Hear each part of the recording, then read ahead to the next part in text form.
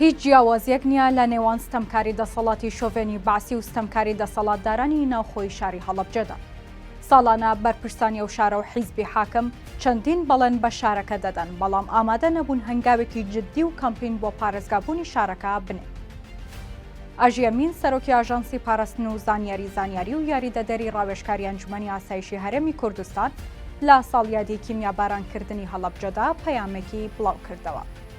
لە پەیامەکەی سەرۆکی ئاژانسی زانیاریدا هاتووە بەداخەوە وەکو پێویست ڕێز لە قوربانیدانی هەڵەبجە نەگیرەوە.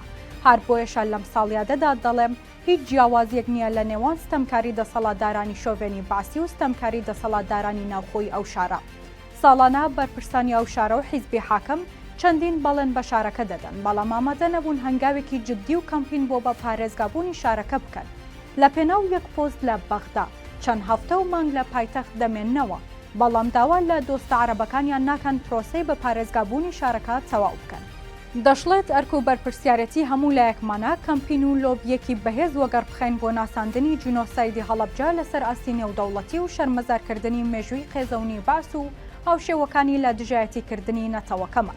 ئاماژە بەوەش دەکات کە ئەرکی دامەزراوەکانی پەروەردە و خوێندنی باڵایە بە زمانێکی ڕوون و ڕەوان بە شێوەیەکی کاریگەر مێژووی قوربانیدانی ئەو شارە و ناوچەکانی دیکەی کوردستان بەنەوەی نوێ بناسێنن. شەهیدبوونی هەڵەبجەی شەهید، شەڵاوی بەناو ئەنفال و ڕاگواستن و شەهیدبوونی سەدان هەزار کورد ڕووداوگەلێکی ئاسایی نەبوون، بەڵکو قوربانیدانی نەتەوەکەمان بوون بە ئومێدی گەیشتن بە ڕۆژێکی گەشتر.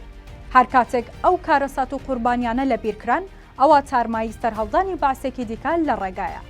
ئەوەش هاتووە کە بەداخەوە حکوومەت و دەسەڵاتی زۆرینە لە بەغدا زۆرینەی کات دژایەتی هەرێمی کوردستان و نەتەوەی کوردی کردووە.